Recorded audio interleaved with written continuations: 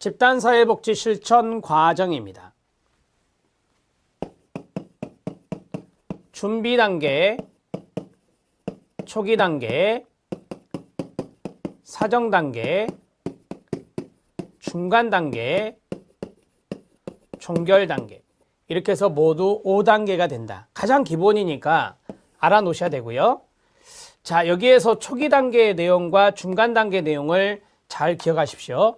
자칫 잘못하면 혼동하시니까. 자, 그러면 하나씩 해보겠습니다.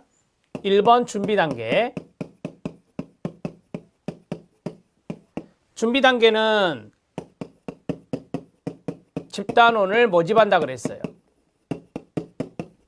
모집 공고를 내겠죠? 자, 모집 공고를 낼 때 집단 목적을 써야 됩니다. 집단 프로그램의 목적이라고도 하고요. 자, 이 목적을 설정하고 그 다음에 회합 빈도, 그 다음에 지속기간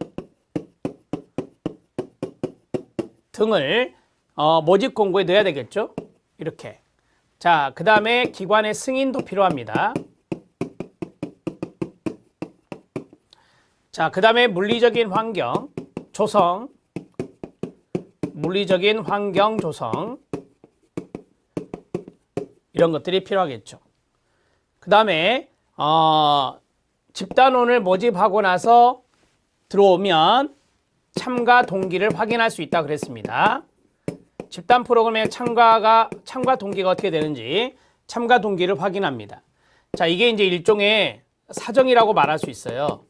일종의 사정, 면담을 통해서 사정할 수 있다. 이렇게 정리하시면 되겠습니다. 자, 여기까지 해서 1번이 끝났습니다. 자, 그 다음에 두 번째 초기 단계입니다. 초기 단계는 좀 중요할 수 있다라고 말씀을 드렸었고요. 자, 첫 번째가 자기소개입니다. 자, 오리엔테이션이라고 하는 것을 할 수 있어요. OT. 자, 그 다음에 집단의 목적을 다시 설명합니다.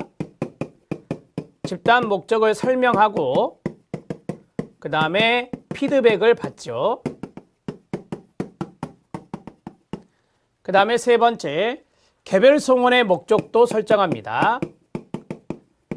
개별 송원, 한 사람의 목적도 설정한다라고 했어요.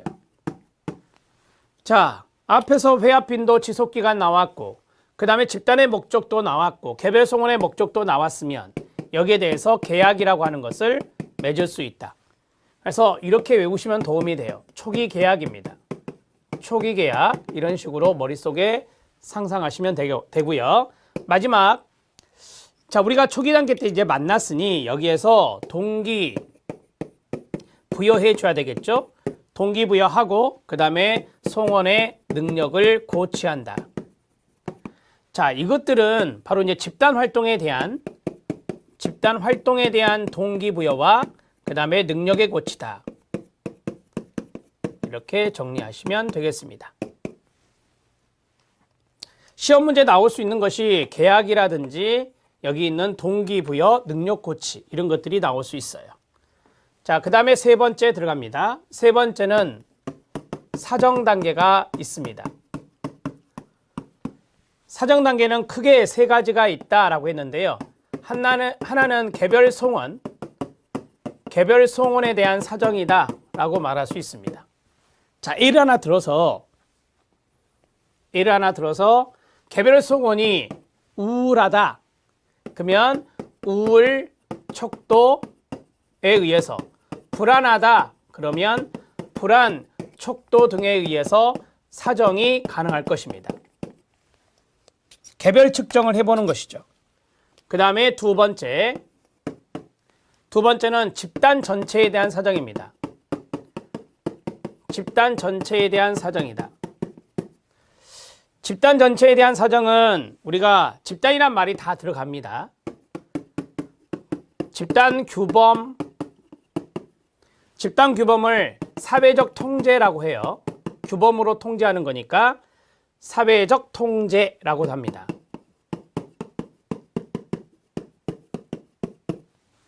자, 그 다음에 집단 가치.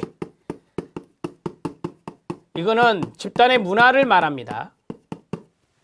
그 다음에 소시오그램을 통해서 하위 집단 형성 여부, 하위 집단 형성 여부, 이런 것들이 이제 응집력과 연관성이 있다. 소속감과 연관성이 있다. 다 동의어입니다. 이런 것 등을 볼 수가 있죠. 뭐 집단의 행동 양식이나 이런 것도 다 볼 수 있는 거예요. 하나, 둘, 셋, 기타 여러 가지. 이런 것들이 집단 전체를 사정하는 것이다. 그 다음에 세 번째가 집단 환경을 사정하는 것이다.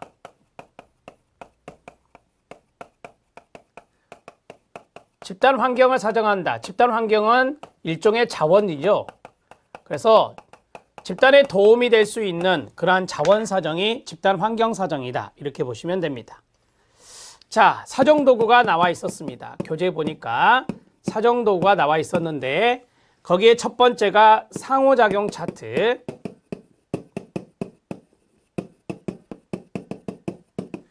두 번째가 의차별 척도, 세 번째가 소시오그램이었어요. 이렇게 세 가지. 여기 있는 의차별 척도와 소시오그램이 시험에 출제가 됐다. 소시오그램은 소셜에서 나왔으니 사회도와 동의어가 된다. 자, 여기 상호작용 차트는 상호작용의 빈도를 보는 것이에요. 집단원 간 상호작용,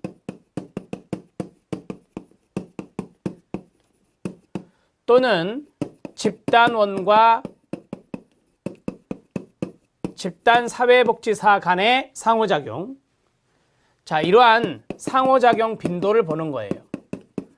상호작용 빈도를 기록하는 것이 상호작용 차트입니다. 말 그대로. 자, 의차별 척도가 있어요. 의차별 척도의 동의어는 분화 척도라고도 한다.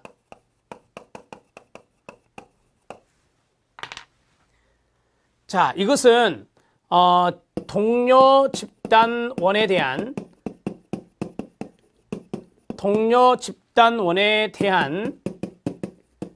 태도 등을 측정하는 거예요. 자, 측정하는 건데 여기에서 이제 시험 문제 나올 때 중요한 것이 뭐냐면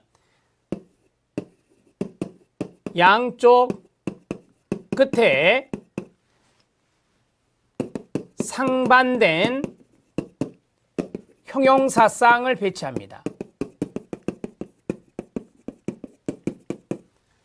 자, 이것은 5점이나 7점, 5점이나 7점 등으로 측정할 수 있어요. 자, 중요한 게 이거예요. 형용사쌍을 알아놓으시면 돼요. 이건 조사 방법론에도 시험에 출제가 된 적이 있습니다. 자, 예를 들면 이게 5칸이죠.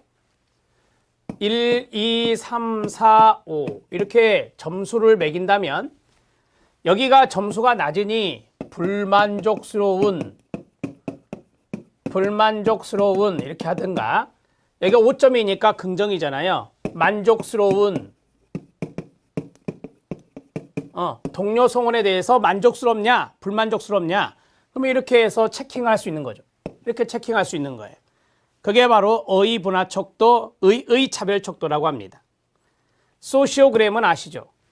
소시오그램은 앞에서 말씀드렸지만 하위 집단 형성 여부 알 수 있고요. 응집력, 소속감 등을 알 수 있고요. 그 다음에 소시오그램은 한쪽이 매력을 느끼거나 한쪽이 뭐예요? 배척한다든지 이런 걸 느낄 수 있는 거죠. 자, 매력이나 끌리는 정도를 매력이라고 그래요. 또는 거부하는 태도를 측정할 수 있어요. 자, 소시오그램 사회도, 그림도 짜거든요. 이게 이제 그림 기법이에요. 그림 기법. 그림 기법이라고 보시면 되죠. 자, 이것은 우리가 그 실천론의 사정에서 많이 배웠으니까 충분히 아실 것 같고 이 내용들을 정리하시면 되겠습니다.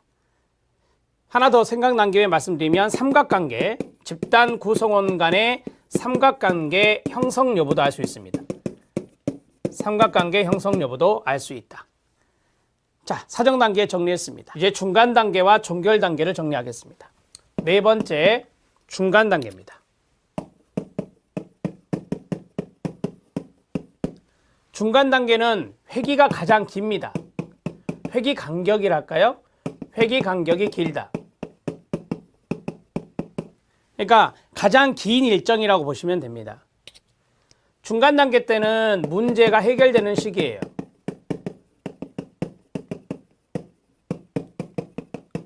물론 모든 성원에 문제가 해결되는 것은 아니죠. 그건 아시니까. 자, 이 중간 단계 때는 집단 회합을 준비합니다.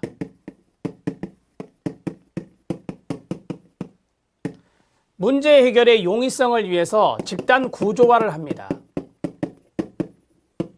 집단 구조화란 계획적으로 한다 그랬어요. 체계적으로 한다 그랬어요.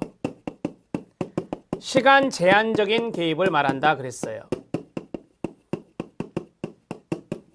이렇게 정리할 수 있습니다. 자, 세 번째, 이 중간 단계 때는 송원이 참여해야 됩니다. 집단원의 참여, 그리고 권한부여. 권한부여는 역량을 강화시키라, 임파워먼트하라 이 말입니다. 그 다음에 저항하는 송원도 있을 수 있다 그랬죠. 저항하는 송원의 경우는 탐색 후 문제 해결에 열심히 동참해 줄 것을 독려할 필요가 있습니다. 그 다음에 모니터링을 한다 그랬습니다. 자, 이 모니터링은 우리가 점검이다 이렇게 말했죠. 기출문제 사례에서 변화를 위한 과업 실행을 먼저 한다 그랬습니다. 변화를 위한 과업 실행 후, 변화를 위한 과업 실행 후에 모니터링이라는 걸 한다. 그래서 과업 실행도 중간 단계고 모니터링도 중간 단계인데 과업 실행이 1번이고 모니터링이 2번이다. 이렇게 정리를 해 놓으셔야 합니다. 자, 그 다음에 집단원의 목적 성취를 원조하는 활동이 바로 중간 단계 때 이루어집니다. 자, 정리가 됐습니다. 중간 단계는 이 정도 정리하시면 되고요. 종결 단계 들어갑니다. 마지막 5번 종결 단계입니다. 우리가 평가 및 종결이라고 하죠. 평가입니다. 여기서 평가는 총괄평가적 성격이 있다라고 했습니다. 종결 단계 때는 평가가 총괄평가니까요. 그 다음에 종결 감정을 다루어 줘야 됩니다. 종결에 따른 감정을 양가 감정이라고 배웠습니다. 양가 감정을 충분히 논의를 해서 표현할 수 있게 도와주고 해소를 해야 됩니다. 세 번째, 의존성은 감소시킨다 했습니다. 자, 그리고 미래에 대한 계획을 수립한다. 미래 계획 수립, 이것을 팔로우업, 사후 관리 계획을 수립한다. 이렇게 정리하시면 되겠습니다. 의뢰할 수 있다 그랬죠. 집단원의 동의를 구하고 집단원의 동의 구한 뒤에 의뢰할 수 있습니다. 자, 레퍼하는 것은 대개 이제 조금 더 문제가 해결되기를 원하는 클라이언트가 있을 수 있다. 집단원이 있을 수 있다. 그럴 때 동의를 구하고 의뢰한다. 자기 결정권 존중이라 그랬습니다. 이렇게 정리하시기 바랍니다. 자, 우리가 이제 그 내용들을 거의 다 정리를 했는데요. 마지막 하나가 있습니다. 종결 단계 때는요, 효과성을 측정해서 효과가 있었다 그러면 그것이 유지될 수 있도록 도와주는 것도 과업이거든요. 변화 유지시키기입니다. 변화 유지시키기는 다른 말로 일반화다 이렇게 말씀드렸죠. 변화가 되었으면 그게 유지될 수 있도록 도와주는 거고, 변화가 안 됐으면 거기에 대해서 의뢰에 대한 내용들을 말씀을 드리면서 동의하신다면 의뢰 절차를 밟으시면 되는 겁니다. 여기까지 해서 모든 집단사회복지 실천의 과정과 과업의 내용을 정리했습니다. 저는 한 번 쭉 훑어서 여러분들에게 이해를 도왔고, 두 번째 판사하면서도 다시 한 번 더 강조시켜 드렸습니다. 한 문제 내지 두 문제 이상 되는데 여러분들이 그 문제만큼은 철저하게 맞춰 주시길 바랍니다.